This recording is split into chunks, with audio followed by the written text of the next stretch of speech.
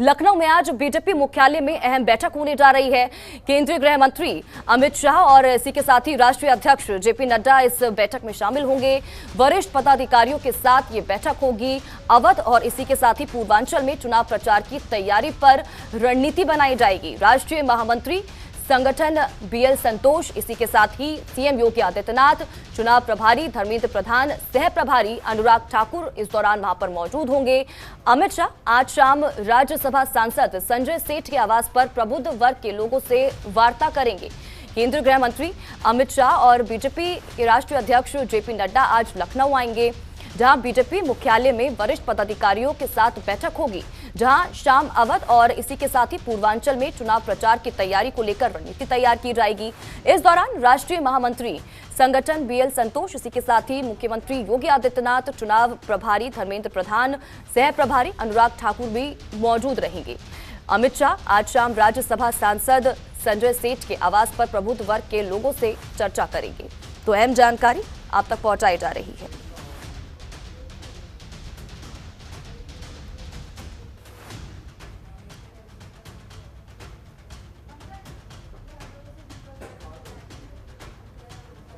तो बड़ी और अहम जानकारी आपके टीवी स्क्रीन पर। तो आपको बता दें कि बीएल संतोष, इसी के साथ ही सीएम योगी आदित्यनाथ, धर्मेंद्र प्रधान, सह प्रभारी इस दौरान मौजूद रहेंगे।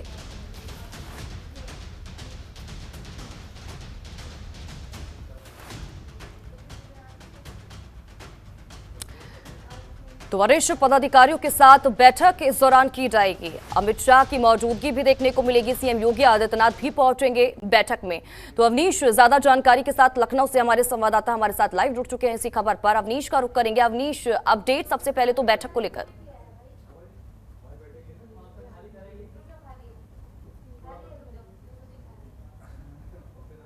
केंद्रीय गृह मंत्री अमित शाह और राष्ट्रीय अध्यक्ष जेपी नड्डा प्रदेश मुख्यालय में मौजूद होंगे और प्रदेश मुख्यालय में यहां पे तमाम जो शीर्ष नेता हैं उनके साथ वो बैठक करेंगे। चूंकि अगले चरणों में अवध और पूर्वांचल में मतदान होना है, ऐसे में मतदान में के दौरान भारतीय जनता पार्टी पर लोग भरोसा जता पाएं, उसको लेकर एक बड़ी रणनीति तैयार की गई है। और जो अभी तक कार्यक्रम और अभियान चलाए गए, तमाम जो रणनीतियां रही हैं, तमाम जो सियासी जमीन तैयार किया गया है, उसको परखने का समय आ गया है और उसी के लिए आज शाम को अहम बैठक है। इस बैठक में मुख्यमंत्री योगी आदित्यनाथ भी मौजूद होंगे, राष्ट्रीय महामंत्री संगठन बीएल संतोष मौजूद होंगे, प्रदेश अध्यक्ष स्वतंत्र देव सिंह मौजूद होंगे, चुनाव प्रभारी धर्मेंद्र प्रधान मौजूद होंगे, सह प्रभारी अनुराग ठाकुर मौजूद होंगे और तमाम जो शीर्ष नेता हैं वो मौजूद होंगे। और यहीं से अभियान की रूपरेखा खींच ली जाएगी, क्योंकि चौथे चरण के बाद लगातार 5वां, 6वां और 7वां चरण अवध और पूर्वांचल का होता है। ऐसे में तमाम जो शीर्ष नेता हैं वो अवध और पूर्वांचल में अपनी सियासी जमीन तैयार करेंगे और वहां पे जो रणनीति है उस रणनीति को भी साझा करेंगे। तो साफ है कि किस तरीके से आक्रामक होना है, कौन से क्षेत्र का कौन सा मुद्दा उठाना है और कैसे विपक्ष पे हमलावर होना है, इसको लेकर रणनीति बन चुकी है। और आज जब रणनीति साझा होगी तब उस दौरान तमाम जो शीर्ष नेता हैं जो अलग अलग क्षेत्रों में अपने प्रत्याशियों के लिए वोट मांगते हुए दिखाई दे रहे हैं, समाजवादी पार्टी, बहुजन समाज पार्टी और कांग्रेस के खिलाफ मुखर होते हुए दिखाई दे रहे हैं, वही नेता आज शाम को एक साथ बैठेंगे और एक साथ मंथन करेंगे कि कैसे अवध और पूर्वांचल में भारतीय जनता पार्टी का झंडा बुलंद किया जाए और 2017 में जिस तरीके से जो रिजल्ट आया था वो रिजल्ट दोहराया जा सके, उससे बेहतर रिजल्ट दोहराया जा सके और 300 प्लस का जो नारा दिया गया है उस नारे के साथ एक बहुमत की सरकार बनाई जा सके, उस पर मंथन किया जाएगा। बिल्कुल अवनीश, लेकिन अवनीश, जिस तरह से अपने पिछले काफी दिनों से हम देख रहे हैं, जब से ही लगातार चुनावों की तारीखों का ऐलान हुआ, विकास के मुद्दे लगातार सबसे पहले तो हावी दिखे, लेकिन जैसे जैसे समय आगे बढ़ता रहा, क्योंकि भारतीय जनता पार्टी लगातार अपने विकास को गिना रही है और अभी भी तमाम मंचों से सीएम योगी आदित्यनाथ को हम सुन रहे हैं, तमाम जो बड़े चेहरे हैं वो लगातार विकास की बात कर रही है, लेकिन जो बाकी पार्टियां, चाहे हम कांग्रेस की बात करें, चाहे हम समाजवादी पार्टी की बात करें, इसके अलावा तमाम मुद्दे, चाहे हम लखीमपुर खीरी मामला देखें, चाहे हम किसानों के मुद्दे की बात करें, किसानों का जो आंदोलन चला, उन तमाम चीजों को भुनाने की लगातार विपक्ष की तरफ से कोशिश की जा रही है। इन तमाम चीजों को देखते हुए ये कहीं ना कहीं ऐसा अब नजर आने लगा है कि विकास के मुद्दे कहीं ना कहीं पीछे हो गए हैं और ये तमाम चीजें हैं वो उनके बेसिस पर शायद जनता अब ये सोच रही है कि आगे बढ़ा जाए, वोटिंग की जाए। क्या ये कहा जा सकता है अवनीश? जी बिल्कुल, देखिए उत्तर प्रदेश का चुनावी इतिहास रहा है कि उत्तर प्रदेश में सबसे पहले विकास को ही एजेंडा बनाया जाता है। यानी आचार संहिता जब तक नहीं लागू होती है तब तक चुनावी एजेंडा था वो विकास था। विकास को लेकर बातचीत होती थी, विकास को लेकर 5 साल में कितना सरकार ने परिवर्तन किया उसको लेकर बातचीत होती है।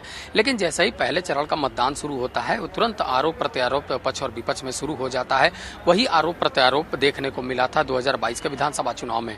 यानी पहले चरण का मतदान जब शुरू हुआ तो उसके पहले तमाम जो शीर्ष नेता हैं वो अपने अपने क्षेत्रों में थे और उन क्षेत्रों में पहुंचने के साथ ही पश्चिमी उत्तर प्रदेश को साधने की पूरी कोशिश की गई। और पश्चिमी उत्तर प्रदेश में जो धार देने का काम किया वो भारतीय जनता पार्टी ने कानून व्यवस्था पर किया था, महिला सुरक्षा पर किया था, वहां जो तमाम अपराधियों पर कार्रवाई उन्होंने की है उसको एजेंडा बनाया था। और उसी एजेंडे के साथ वो पहले चरण के मतदान में उतरे थे, पश्चिमी उत्तर प्रदेश में अपना झंडा बुलंद करने की मकसद से उतरे हुए थे। वहीं विपक्ष लगातार कृषि कानून और किसानों के मुद्दों को लेकर वह विपक्ष को घेरने की कोशिश की। तो साफ है कि भारतीय जनता पार्टी को समाजवादी पार्टी और आरएलडी के गठबंधन ने घेरा था, वहीं आरएलडी और समाजवादी पार्टी के गठबंधन को भारतीय जनता पार्टी ने घेरा था। और वही सिलसिला दूसरे चरण के मतदान में देखने को मिला था। तो लगातार कहा जाता है कि विकास के एजेंडे पर ही बात होगी, विकास को लेकर ही चर्चा होगी। लेकिन चुनाव नजदीक आते आते और मतदान होते होते तक आरोप प्रत्यारोप का दौर शुरू हो जाता है, वाद विवाद का दौर शुरू हो जाता है।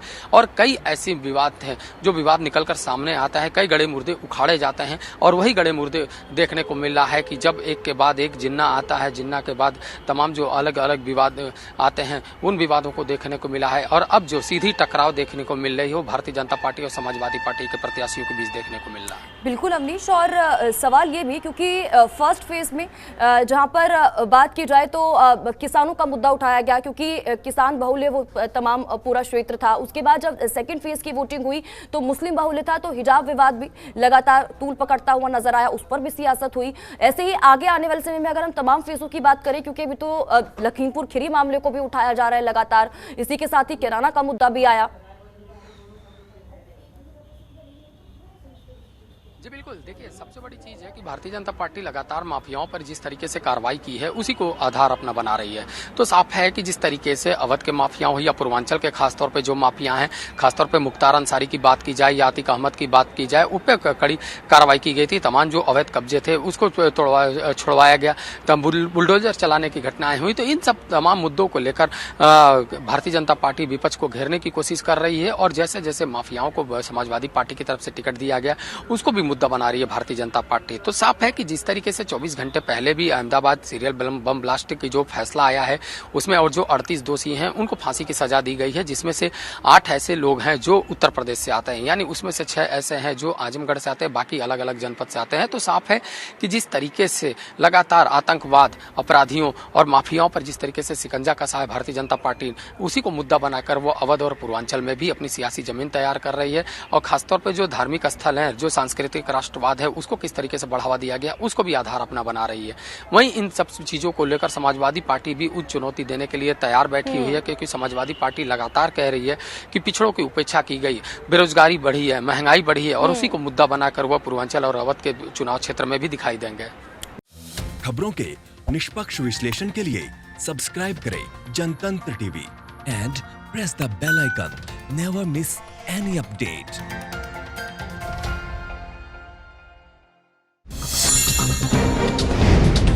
डाउनलोड कीजिए जनतंत्र टीवी ऐप को, जो कि अवेलेबल है गूगल प्ले और ऐप स्टोर पर।